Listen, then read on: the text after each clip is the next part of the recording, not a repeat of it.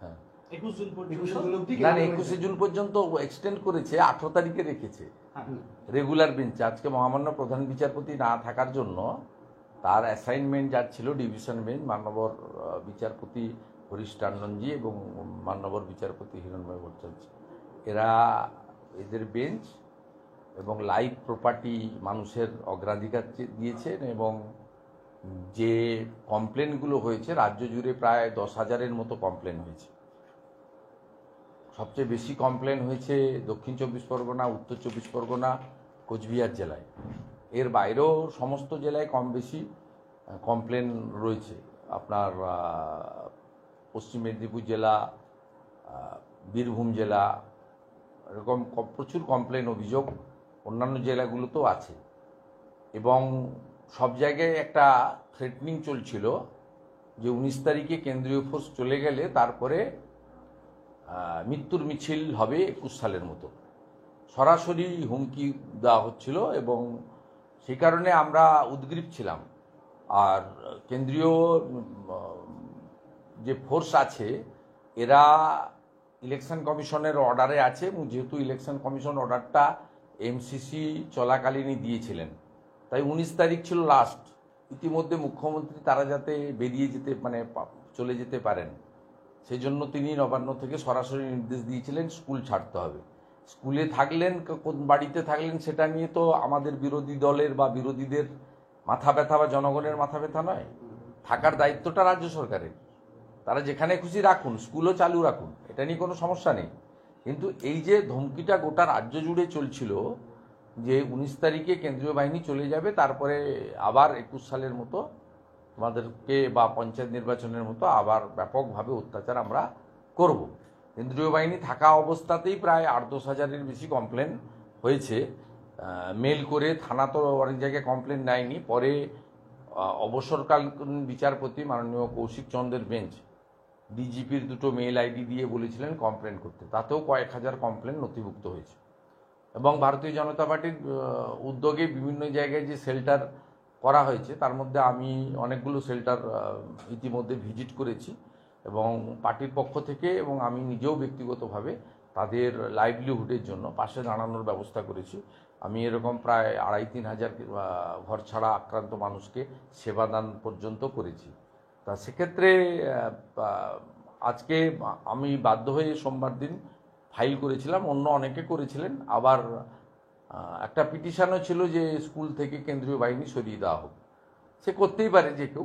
সব মিলিয়ে আজকে প্রধান বিচারপতি মহোদয়ের বেঞ্চে এটা 1 নম্বরে ছিল। তিনি না বসার জন্য তার যে অ্যাসাইনমেন্ট যিনি পেয়েছিলেন তিনি লিভ গ্র্যান্ট করেন, এবং তিনি এবং তার যে সহযোগী মাননীয় বিচারপতি ছিলেন তারা হিয়ারিং করার পরে তারা মানুষের প্রপার্টি, অ্যাসেট এটাকে অগ্রাধিকার দিয়ে 21 তারিখ পর্যন্ত সেন্ট্রাল ফোর্স থাকবে এক্সটেন্ড করেছেন। এবং 18 তারিখে রেগুলার বেঞ্চে এই মামলার হিয়ারিংয়ের জন্য বলেছেন। এবং সাথে সাথে যত অভিযোগ হয়েছে থানা স্তরে এবং ডিজিপি স্তরে ফিজিক্যালি বা মেলের দ্বারা, সমস্ত অভিযোগের একটা অ্যাকশন টেকেন রিপোর্ট এজিকে ডাইরেকশন দিয়েছেন জমা দেওয়ার জন্য।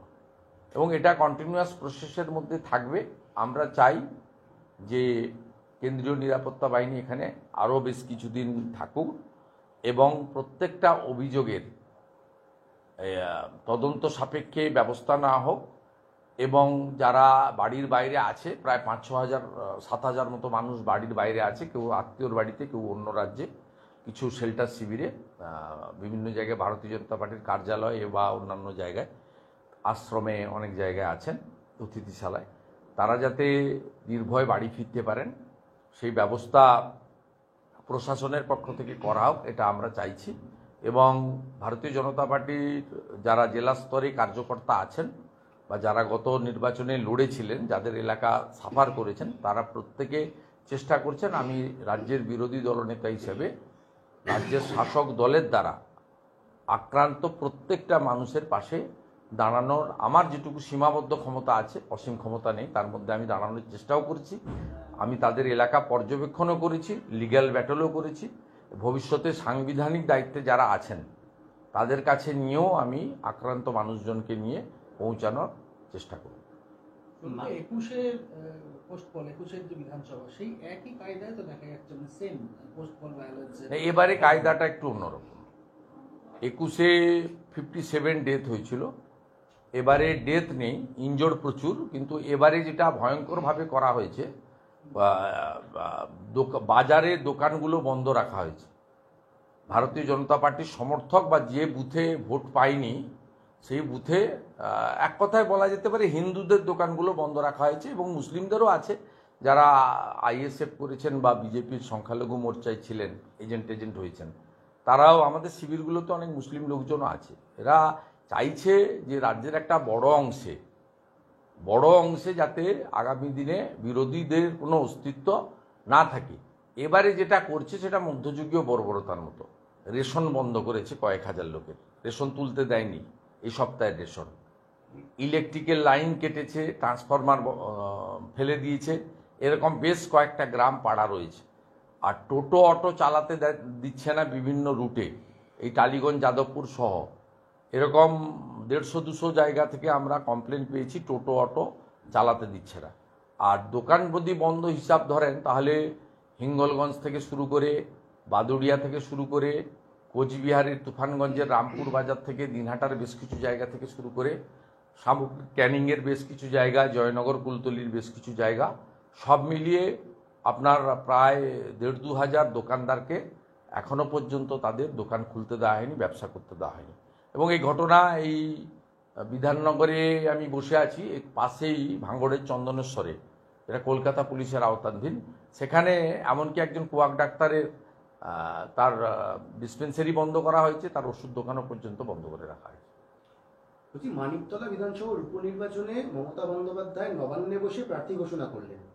যাকে প্রার্থী করা হলো তার মেয়ে শ্রেয়া পাণ্ডে, তিনি অনেকটা অভিমানী, মা কেন প্রার্থী হলেন সেখানে গিয়ে। এই দ্বন্দ্বটা কি ভোট বাক্সে প্রভাব ফেলবে? না, আমি এটা নিয়ে কোনো মন্তব্য করব না। ওটা কমপ্লিটলি তৃণমূল কংগ্রেসের নিজস্ব ব্যাপার, কাকে প্রার্থী করবেন আমি এটা নিয়ে মন্তব্য করতে যাব না। কিন্তু নবান্নে বসে দলীয় তিনি এটা করেন, এটা করার পরেও তিনি 45% ভোট পেয়েছেন, আমরা 39% ভোট পেয়েছি। পশ্চিমবাংলার একটা বড় অংশের লোক এটা মেনে নিয়েছে, অসুবিধা কী আছে। তিনি এটা আজকে নতুন নয়। আমি যখন মৌসুম বেনজির নূরকে নিয়ে এসেছিলাম জয়েন করাতে, দেখা করাতে, বললো আমি এখানে জয়েন করিয়ে দিচ্ছি। আমি ছিলাম সাক্ষী, আমাকে দায়িত্ব দেওয়া হয়েছিল মৌসুমকে জয়েন করানো। আমি দেখা করতে নিয়ে এসেছিলাম, আমি ভেবেছিলাম যে ওখানে দেখা করার পরে উনি সুব্রত বক্সিকে বলবেন যে তৃণমূল ভবনে জয়েন করাতে। উনি আমার সামনেই বললেন যে আমি এখানেই জয়েন করিয়ে দিচ্ছি। ওইখানে তিনি নিচে বেরোনোর সময় দাঁড়িয়ে হলো গনি খানের পরিবারের একজন সদস্য আমাদের দলে এলেন। আগে আবু হাসেম খান চৌধুরী ছিলেন, লেবুবাবু, আরেকজনকে আমরা পেলাম, আমরা শক্তিশালী হলাম। তো এটা উনি করেন এবং পশ্চিমবাংলার লোক এটা মেনে নিয়েছে। মেনে নিয়ে ওনাকে ভোট দেন, অনেকে দেন না, অনেকে ভোট দেন। অতএব এটা যখন মানুষ মেনে নিয়েছে তখন এটা নিয়ে আমার আর সমালোচনা হতে পারে কিছু। শুভেন্দুদা, গতকালকে আরেকটি নজিরবিহীন ঘটনা দেখা গেল, তিনি প্রশাসনিক বৈঠক করলেন মমতা বন্দ্যোপাধ্যায়। সেখানে মূলত দুটি তার উদ্বেগের প্রশ্ন। একটি প্রশ্ন হচ্ছে যে তার বৈঠকের সব তথ্য বাইরে পাচার হয়ে যাচ্ছে, আমার কাছে আছে, অন্যদের কাছে আছে, এখনো আছে। উনি ভাবছেন না 29-12 হয়েছে বা উনি 45%, আমরা 39% ভোট পেয়েছি, থামেনি, এখনো আসছে। ওনার মিটিংয়ে যা যা হয়েছে সব আমি জানি, তথ্য। আর একটা কাঁথি যেহেতু আপনার ঠিকানা, সেই সময় কাঁথিতে আমি একা থাকি না, কাঁথিতে আরো অনেক লোকজন থাকে। তা উনি উনার একজন রাষ্ট্রমন্ত্রী ওখানে থাকেন। উনি যেদিন বলবেন আমার কাছে যায় সেদিন আমি উত্তর দেবো। তা উনি ক্লিয়ার করে বলুন। তিনি জানেন না মনে হয় যে ওনার যা বিদ্যা বুদ্ধি, উনি তো নিম্ন মেধার। কাঁথির লোকজন পড়াশোনায় অনেক হাই কোয়ালিটি, ওখানে বাড়িতে বাড়িতে গ্র্যাজুয়েট পাবেন, মাস্টার ডিগ্রি পাবেন। কাঁথির রাধা বিনোদ নাথ সহ অনেকেই ইউরোপে থাকেন, পড়াশোনা মানে পড়ান, লেকচারার। অনেক ডাক্তার বিদেশে থাকেন। তা আপনার কাঁথির কাছে একজনের বাড়ি আছে, দেশপ্রাণ বীরেন্দ্রনাথ শাসমল, যিনি কংগ্রেস অধিবেশনে অপমানিত হয়েছিলেন, খালি পায়ে বেরিয়ে গিয়ে অবিভক্ত পরগনা, অবিভক্ত মেদিনীপুরে ট্যাক্স বিরোধী বন্ধ আন্দোলন করেছিলেন। এবং একমাত্র হিন্দু মানুষ, মানে হিন্দুদের প্রথা আছে তো, মানে বৈষ্ণব ছাড়া অন্যদের দাহ করতে হয়, তো ওনাকে দাঁড় করিয়ে পড়ানো হয়েছিল। উনার নামে আপনার কলকাতার রাস্তাও আছে, দেশপ্রাণ শ্বাসমূল রোড। অর্থাৎ তিনি শুভেন্দু অধিকারীকে আক্রমণ করতে পারেন, কারণ তিনি আমার কাছে হেরেছেন, যন্ত্রণা আছে। 1956টা বেড়ে 8,000-এর কাছাকাছি গেছে। তারপরে আমার জেলাতে কার্যত শূন্য করে দিয়েছি উনার পার্টিকে আমি। 16টার মধ্যে 15টা বিধানসভায় লিড আছে। তা সব মিলিয়ে উনি কিছুতেই না পারছেন ভোটে আমাকে হারাতে, না পারছেন ব্যক্তিগতভাবে আমাকে থামাতে। এই কারণে উনি রাগ, হিংসা আর প্রতিহিংসার বশবর্তী হয়ে এগুলো করছেন। কিন্তু কাঁথিকে দয়া করে অপমান করবেন না। কাঁথি লবণ সত্যাগ্রহের জায়গা, কাঁথিতে পিছাবনি আছে, যে জায়গাটা আপনি ভূমি রাজস্ব দপ্তরের রেকর্ডে পাবেন না, কারণ ওখানে আন্দোলনকারীরা পিছায়নি, ব্রিটিশ পিছিয়ে গেছিল, তাই জন্য নাম হয়েছিল পিছাবনি। মমতা ব্যানার্জির পরিবারের কেউ স্বাধীনতা আন্দোলনে অংশগ্রহণও করেননি, জেলও খাটেননি। আমার পরিবারের বিপিন অধিকারী স্বাধীনতা সংগ্রামে আন্দোলনে ছিলেন এবং ব্রিটিশের জেলও কেটেছেন। উনার রাজনৈতিক জীবনের অনেক আগে আমার পিতৃদেব শিশির অধিকারী 70 সাল থেকে ভোটে জিতছেন, 82 সাল থেকে বিধায়ক। তা স্বাভাবিকভাবে তিনি এই ধরনের কথাবার্তাগুলো যত বলবেন তত অন্তত আমার এলাকাতে উনি নিশ্চিহ্ন হয়ে যাবেন এবং মানুষ তত বেশি করে আমার সঙ্গে থাকবেন। আমি ওনাকে ধন্যবাদ জানাবো যে উনি হলদিয়ায় গিয়ে আমাকে আক্রমণ করেছিলেন, তাই হলদিয়ায় 21,000 ভোটে ওনার প্রার্থী হেরেছেন।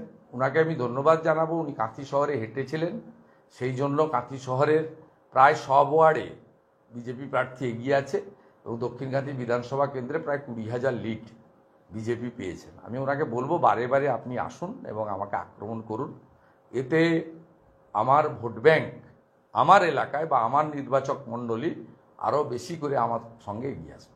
শুভেন্দুবাবু, কেন্দ্রীয় বাহিনী থাকার আজকে যে হাইকোর্ট থেকে একটি এক্সটেনশন পাওয়া গেল, সেই দিনকেই দেখা যাচ্ছে জগন্নাথ সরকার, আপনাদের রানাঘাটের বিজেপি প্রার্থী, তিনি বলছেন কেন্দ্রীয় বাহিনীর ভূমিকা নিয়ে প্রশ্ন তুলছেন, ভোটে তাদের সঙ্গে তৃণমূলের যোগসাজশ ছিল, এরকম অভিযোগ করছেন জগন্নাথ সরকার। আমি তো কারোর সম্পর্কে মন্তব্য করি না। আপনারা অনেক সময় চালিয়ে দেন আমি অমুক লোককে ইঙ্গিত করে বললাম, তমুক লোককে ইঙ্গিত করে বললাম। আমি দলের ভিতরে কোনো কথা প্রকাশ্যে বলি না। আমি খুব ডিসিপ্লিন লোক।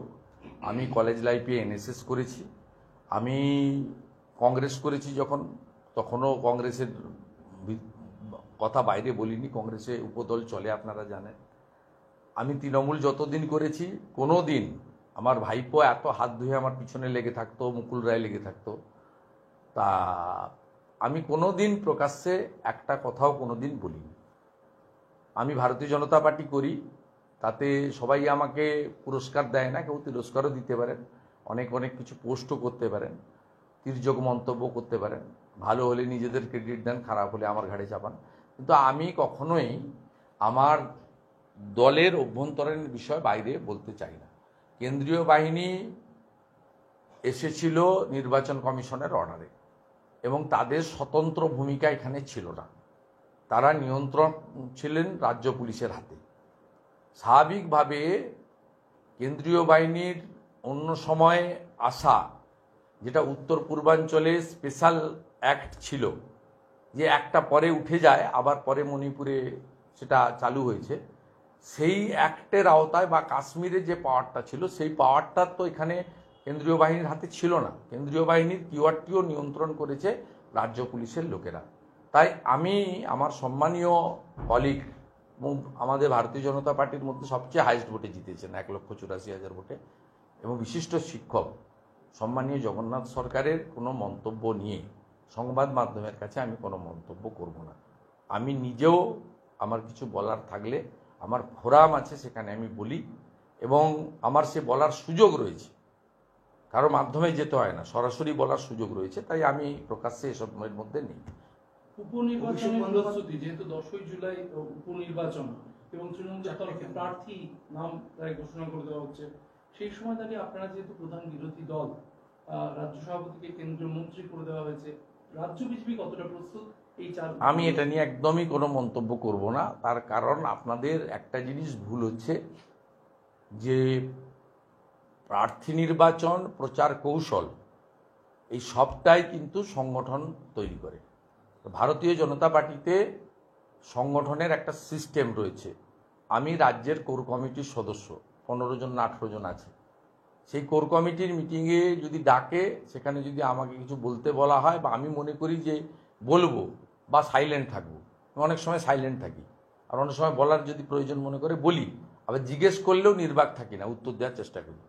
তা সেখানেই বলবো, কিন্তু আমি এটা নিয়ে সামগ্রিকভাবে পার্টিকে প্রতিনিধিত্ব করি না, সংগঠন করে।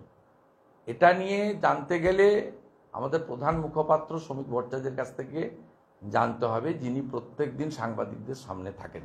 এটা নিয়ে জানতে গেলে কনসার্নিং জেলার যারা সভাপতিরা রয়েছেন তাদের কাছ থেকে জানতে হবে। আমার কাছে এবারে আমার রোলটা কি হবে, 4 জায়গায় প্রার্থী হওয়ার পরে পার্টির স্টেট অফিস থেকে প্রচারের জন্য যদি আমাকে বলে, আমি আমার নিজের গাড়িতে, আমি তো সরকারি গাড়ি চড়ি না, আর পার্টি থেকেও তেল নিই না, আমি নিজে তেল ভরে আমার বাড়ির পয়সায়, পেট্রোল পাম্পটা আছে, কয়েক লক্ষ টাকা রোজগার আছে, বৈধ রোজগার, সেই তেল ঢুকিয়ে আমি যাবো। আর যদি রায়গঞ্জে প্রচারে যেতে হয়, ফিরতে পারবো না, ওখানে থাকতে হবে, তাহলে মালদাতে হোটেল ভাড়াটাও আমি নিজে পেমেন্ট করে থাকবো। এবং যেখানে যেখানে আমাকে প্রচার করতে বলা হয় আমি সেখানে প্রচারে যাই।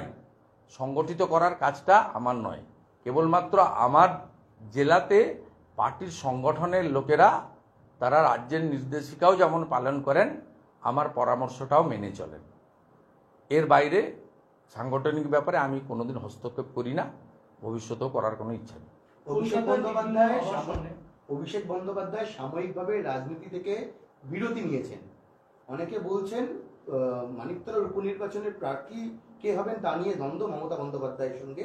এইটা ওনার ব্যক্তিগত ব্যাপার। আমি কেউ, ধরুন আমারও যদি কোনো এতদিন কন্টিনিউয়াস প্রচার করলাম, আমারও যদি মনে হয় যে 2 দিন আমি বেড়াতে, তো আমি যাই না, আমার নিজস্ব কোনো কাজ আছে, বা আমি কোথাও একটা যাব, আমি সনাতনে বিশ্বাস করি, কোনো মন্দিরে পুজো দিতে গেলাম, উড়িষ্যাতে এতদিন পরে সরকার হয়েছে, জগন্নাথ দেবের দর্শন করতে গেলাম, সেটা তো আমি বলে যেতে পারি। উনি সোশ্যাল মাধ্যমকে এখন সবাই ব্যবহার করেন, উনি করেছেন, ওনার ওটা ব্যক্তিগত সিদ্ধান্ত। আমার এটা নিয়ে কোনো মন্তব্য করা ঠিক হবে না, আর কাল্পনিক প্রশ্নেও আমি যাব না। আমাকে যা বলতে হবে সবটাই আন্দাজ করে বলা উচিত না। ওনাদের মধ্যে কি হচ্ছে, কেন তিনি বিশ্রাম, মানে লাগাতার প্রচার হয়তো করেছেন, ভোট সামলেছেন, তার জন্য উনি যাচ্ছেন, না ওনার চোখে একটা সমস্যা আছে সেটার জন্য চিকিৎসার জন্য যাচ্ছেন, না কিছুটা বিরতি নিচ্ছেন, আবার নতুন করে ভাববেন, না অন্য কিছু, এগুলো যেটাই আমি বলি না কেন, এটা আন্দাজে বলা হবে, এর কোনো প্রামাণ্য যুক্তি আমার কাছে থাকবে না। তাই কারো ব্যক্তিগত বিষয়ে মন্তব্য করা ঠিক। সুরেন্দ্রবাবু, যে কথা বলছিলাম যে কলকাতার বিভিন্ন আবাসনে কোথাও দেখা গেছিল অটো মিছিল, কোথাও দেখা গেছিল আবর্জনা ফেলে দেওয়া হচ্ছিল গেটে। মুখ্যমন্ত্রীর নির্দেশে ক্ষমা চাইলেন কাউন্সিলর, অটো নিয়ে আবাসনের ভেতর বিজয় মিছিল করা। এই যে একবার বিজয় মিছিল করা হলো অটো নিয়ে আবাসনের মধ্যে, এবার আবার মুখ্যমন্ত্রীর নির্দেশে ক্ষমা চাওয়া হলো, কিভাবে দেখছেন এটা? না, এটা মুখ্যমন্ত্রীর প্রশ্রয় হয়েছে, কারণ মুখ্যমন্ত্রী এই কালচারটা 2013 সাল থেকে শুরু করেন। 11 সালে মুখ্যমন্ত্রীর ভূমিকা যথেষ্ট ইতিবাচক ছিল, আমি ওনার সহযোগী ছিলাম, আমি প্রচারক ছিলাম। 2011 সালে মাননীয় মুখ্যমন্ত্রীর পরে সবচেয়ে বেশি সভা আমি করেছিলাম 11 সালের বিধানসভা ভোটে। আমি সেই সময়ে মাননীয় মুখ্যমন্ত্রীকে পরিষ্কার, আমি মহাকরণে তখন তিনি বসতেন, বলতে শুনেছি, এবং আমাদেরকেও তিনি বলেছেন যে একটা বড় অংশের মানুষ বামফ্রন্টকে ভোট দিয়েছে, তাদেরকে আমাদের পক্ষে আনতে হবে। তাই আমরা যেটা বলেছি, বদলা নয় বদল চাই, সেটা করতে হবে। কিন্তু 13 সালে আমি নিজে দেখেছিলাম, যখন বিজ্ঞান ভবনে আমাদের অর্থ কমিশনের সভায় গেটে যখন ভাই ঋতব্রতর নেতৃত্বে হামলা হলো মুখ্যমন্ত্রীর উপরে, অমিত মিত্রর উপরে, সুব্রত মুখার্জির উপরে, সেই সময় সেই রাত্রেই নির্দেশ এসেছিল সমস্ত পার্টি অফিস ভেঙে গুড়িয়ে দেওয়া। সিপিএমের এক রাত্রে 3,500 পার্টি অফিস ভেঙে গুড়িয়ে দেওয়া হয়েছিল।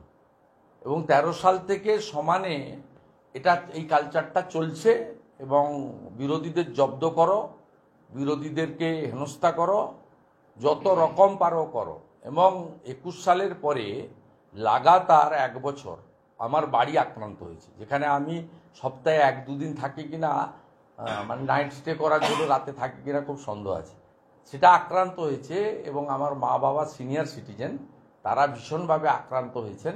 সারা রাত্রি ওই ডিজে বক্স বাজানো হয়েছে এবং আমি বাধ্য হয়ে কলকাতা হাইকোর্টের হস্তক্ষেপ এনে যে 500 মিটার পর্যন্ত ওই সমস্ত ব্যান বা স্বাভাবিক সুস্থ জীবনযাপন করার জন্য 87 বছরের ফাদার এবং 76 ইয়ার্স ওল্ড মাদার, তাদেরকে সেভ করার জন্য, মানে শান্তিতে থাকার জন্য আমাকে ব্যবস্থা নিতে হয়েছে। আমি নিজেও ফিল করেছি, আমি নিজেও আক্রান্ত। এবং যেভাবে নির্বাচনে 6ষ্ঠ দফার ভোটের আগে কোলাঘাটে আমার রেন্টাল হাউসে without the concurrence of the ECI এবং আপনার ভিডিওগ্রাফি না নিয়ে আক্রমণ করেছেন অ্যাডিশনাল এসপি নিখিল আগরওয়ালের নেতৃত্বে, তাতে তো আমি নিজেই আক্রান্ত হয়েছি। এবং 7-8 জায়গায় আমাকে অবস্ট্রাকশন করা হয়েছে যাতে আমি মিটিংয়ে পৌঁছাতে না পারি। কেশপুরে করা হয়েছে, জীবনতলার আগে পরে নাগরতলা বলে একটা জায়গা আছে ভাঙড় রাস্তায়, সেখানে করা হয়েছে। এরকম অনেকগুলো উদাহরণ রয়েছে। তো এই কালচারটা মমতা ব্যানার্জিরই কালচার, তিনি এইটা করিয়েছেন এবং করে শিক্ষা দিয়ে পরে আবার নিজের ইমেজ সেভ করার জন্য করেছেন। যেহেতু কলকাতার মতো জায়গায় ঘটেছে, আপনাদের ইলেকট্রনিক্স মিডিয়া এটাকে ধরে ফেলেছেন, তাই করেছেন। আমি আপনাদেরকে বলবো, তুফানগঞ্জ বিধানসভার রামপুর বলে একটা বাজার আছে। রামপুর বাজার কেন আজকে 7 দিন ধরে দোকান বন্ধ?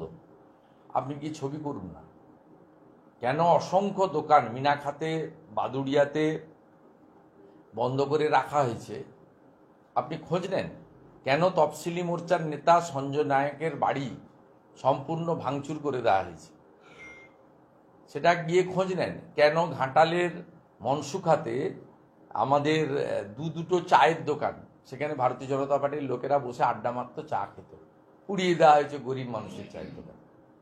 সেগুলো তো আপনারা ছবি তুলতে পারেননি বা পাননি হয়তো খবর, তাই সেখানে মুখ্যমন্ত্রী এই ঘরপোড়া লোকের ক্ষতিপূরণও পাঠাননি বা দোকানগুলো তালা খোলারও ব্যবস্থা করেননি। যেহেতু কলকাতা, এবং কলকাতাতে উনি ওয়ার্ড ভিত্তিক দেখেছেন বিপর্যয় আসন্ন, উনি ছাপ্পা মেরে 54,000 ভোটে প্রিয়াঙ্কা টেবরিয়ালকে হারিয়েছিলেন। সেই ভবানীপুর বিধানসভায় মাত্র 7,000 লিড হয়েছে। তাও মুসলিমরা যদি চেতলাতে ভোট না দিত দুটো ওয়ার্ডে, উনি মাইনাস হয়ে গেছিলেন। 9টা ওয়ার্ডের মধ্যে 6টা ওয়ার্ডে উনি হেরেছেন নিজের কেন্দ্রে। এবং যে কেন্দ্রে 21-এর বিধানসভায় রুদ্রনীল ঘোষ 25,000 ভোটে হেরেছিল মাননীয় শোভন দেব চট্টোপাধ্যায়ের কাছে, সেই কেন্দ্রে উনি উপনির্বাচনে 54,000 ভোটে জিতেছিলেন। সেই কেন্দ্রে 7,000 ভোট মাত্র লিড পেয়েছেন সম্মানীয় মালা রায়। এবং মুখ্যমন্ত্রী নিজের জায়গায় লস করেছেন। কলকাতাতে জোড়াসাঁকোতে বিজেপির লিড, শ্যামপুকুরে বিজেপির লিড, মানিকতলাতে সামান্য 3-4 হাজারের গ্যাপ, বেলগাছিয়া তো সামান্য গ্যাপ, রাসবিহারীতে 1,000 ভোটের গ্যাপ। এতে কলকাতার ওয়ার্ডগুলোর সমীক্ষা দেখলে আপনি দেখবেন এটা বড় অংশের, বিরাট অংশের ওয়ার্ডে সেখানে তৃণমূল কংগ্রেস হেরে গেছে। এবং গোটা রাজ্যে পৌরসভার হিসাব যদি দেখেন, আরবান এলাকা যেখানে মমতা ব্যানার্জির মিসরুল এবং করাপশান আর আনএমপ্লয়মেন্টটা সবচেয়ে বড় ইস্যু হয়েছে, 65টা পুরসভাতে তৃণমূল কংগ্রেস হেরেছে, যেখানে তাদের চেয়ারম্যান, তাদের কর্পোরেশনের মেয়র। তাই মমতা ব্যানার্জি কলকাতার আবাসনের এই ঘটনাটাকে তিনি তার ড্যামেজ হয়েছে মনে করেছেন, ড্যামেজ রিপেয়ারিং করার জন্য কাউন্সিলরকে পাঠিয়ে ক্ষমা চেয়েছে। ভোটের পরিসংখ্যানে রাজ্যের আপনার প্রায় 70টিরও বেশি বিধানসভা, সেখানেও তো দেখা যাচ্ছে না 90টা, হ্যাঁ মানে 70টির ওপর, প্রায় 90। আমরা প্রায় 20-25 লক্ষ ছাপ্পা হয়েছে। আর মুসলিম ভোটের শতকরা 95% তৃণমূল কংগ্রেসকে ভোট দিয়েছে। ইমাম সাহেবরা মাঠে নেমেছিলেন এবং মুর্শিদাবাদে তো কোথাও কোথাও ধর্মীয় স্থান থেকেও মাইকে বলে ভোট করানো হয়েছে সংগঠিতভাবে। তারপরেও ভারতীয় জনতা পার্টির সঙ্গে কোনো তফাৎ নেই, 2,35,00,000 আর 2,75,00,000। আর এই যে গ্যাপটা আছে মাঝখানে, এই গ্যাপের মধ্যে শুধু ডায়মন্ড হারবারেই ছাপ্পা দেওয়া হয়েছে 10 লক্ষের বেশি ভোট, কেশপুরে ছাপ্পা দেওয়া হয়েছে 1.5 লক্ষের বেশি ভোট। ক্যানিং পূর্ব, ক্যানিং পশ্চিম, ভাঙড়ে অন্তত 3 লক্ষ ভোট ছাপ্পা মারা হয়েছে। এরকম গোটা রাজ্যে হিসাব করলে যে অন্তত 25 লক্ষ ভোট ছাপ্পা দেওয়া হয়েছে, অন্তত 15 থেকে 20 লক্ষ হিন্দু ভোটারকে ভোট দিতে দেওয়া হয়নি, আটকে দেওয়া হয়েছে। এই অসংখ্য গ্রাম আছে, আপনি যদি কালকে ক্যামেরা নিয়ে যান, গ্রামের লোক বলে দেবে যে আমরা ভোট দিতে পারিনি। অর্থাৎ স্বাভাবিকভাবে সামগ্রিকভাবে ভোটের সংখ্যার নিরিখে, ভোটের পার্সেন্টেজের নিরিখে খুব একটা তফাৎ তৃণমূল কংগ্রেসের সঙ্গে নেই। আমি আবারও বলি, এই 12টা যদি 21 হতো, নিশ্চিতভাবে সব বিজেপি কর্মীরা খুশি হতো। সেই জায়গাটা ছিল আরামবাগ থেকে শুরু করে, মেদিনীপুর থেকে শুরু করে, আপনার বাঁকুড়া থেকে শুরু করে, কোচবিহার থেকে শুরু করে, এই আসনগুলোর ফল যদি দেখেন 2%-এর কম হেরফের হয়েছে। এরপরে যদি বিধানসভা ভিত্তিক হিসাব করেন, 90টা বিধানসভাতে ক্লিয়ার লিড আছে বিজেপির। আরও 15টা বিধানসভাতে 2000-এর কম মার্জিনে বিজেপি হেরেছে। 146টা বিধানসভা থেকে বিজেপি 40% ভোট পেয়েছে, তৃণমূল কংগ্রেস 42%-এরও কম পেয়েছে। মানে 1.5%-এর ডিফারেন্স রয়েছে 146 অ্যাসেম্বলিতে, এত কাণ্ড করার পরেও। আপনার প্রতিবেশী বিধানসভার যিনি বিধায়ক সোহম চক্রবর্তী, অভিনেতা হিসেবে তিনি খ্যাতি অর্জন করেছিলেন, বিধায়ক হিসেবে করেছিলেন, এখন নিউ টাউনে তিনি অত্যন্ত গরিত অপরাধ করেছে। আজই কোর্টে যেতে হলো সেই রেস্তোরাঁ মালিককে। গরিত অপরাধ করেছে, জামিন অযোগ্য ধারায় গ্রেপ্তার করা উচিত, কারণ তর্কাতর্কি ঠেলাঠেলি পর্যায়ে যায়নি। এটাকে আপনার যেটাকে বলে সিম্পল ইঞ্জুরি বলা যায় না। যেভাবে মেরেছেন লোকটাকে, এটা ওর লোকটার মৃত্যু হতে পারত। It's a attempt to murder, 307 লাগানোর মতো কেস। এবং এর উইটনেস দরকার নেই, একদম ভিডিও ফুটেজে ক্লিয়ার আছে। পুলিশ তো করবে, পুলিশই তো তৃণমূলকে এখানে রেখেছে। আমার হয়ে গেছে ভাই, আমার আরেকটা মিটিং আছে। একটা ইনফরমেশন শুধু দিয়ে দিই, আমরা কয়েকটা ইলেকশন পিটিশন করছি। আমি বলেছিলাম আপনাদের বুধবার দিন জানাবো, আজকে বুধবার জানিয়ে দিচ্ছি। আমরা আগামী সপ্তাহে সোমবার কোর্ট বন্ধ আছে, মঙ্গল বুধবারই ফাইল করছি।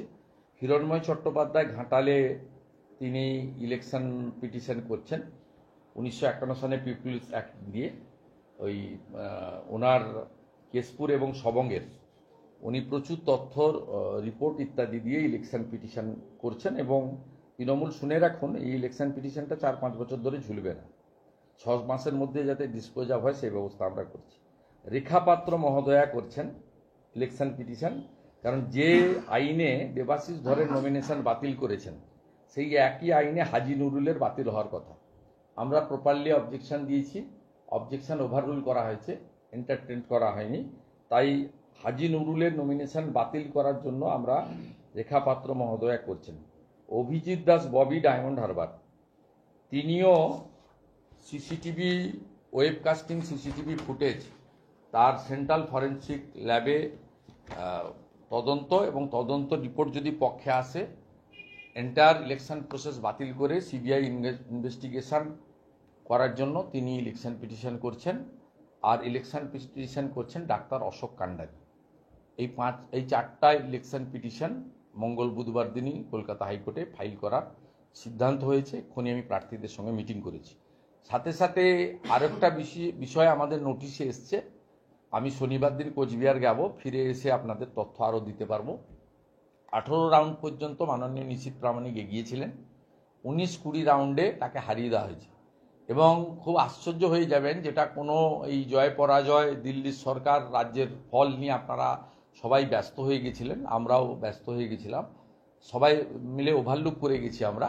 সেটা হচ্ছে ইভিএমের যে নম্বর, সেই নাম্বারের সঙ্গে 17C ফর্মের নাম্বার কোচবিহারে 19 এবং 20 রাউন্ডে মেলেনি।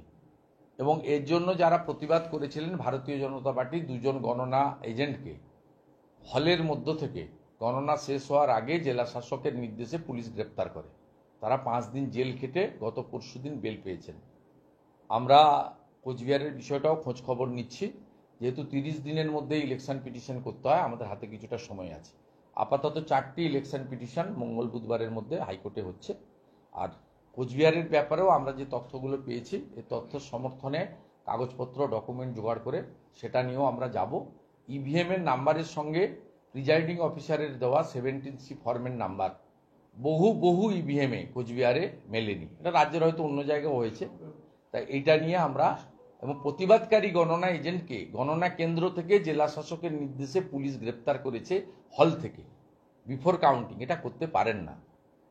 যাদের গ্রেপ্তার করেছে তাদের পরিবার, তাদেরকে দিয়ে রিটও করাবো কলকাতা হাইকোর্টে, এবং ইলেকশন পিটিশনের জন্য নিশীথ প্রামাণিক মহোদয়কে আমি বলেছি, তিনি যা যদি মনে করেন তিনিও এগোবেন, আর বাকিটা আমি শনিবার গেলে ওখানে কথা বলবো। অশোক কান্ডারির অভিযোগ কি? অশোক কান্ডারির অভিযোগও same, CCTV footage, web casting, এবং একই ব্যক্তি ভোট দিয়েছেন, এবং যেখানে থাম্ব ইমপ্রেশন নেওয়া হয়েছে ওই সিগনেচার বা থাম্ব ইমপ্রেশনকে ফরেন্সিক করার জন্য তিনি চেয়েছেন।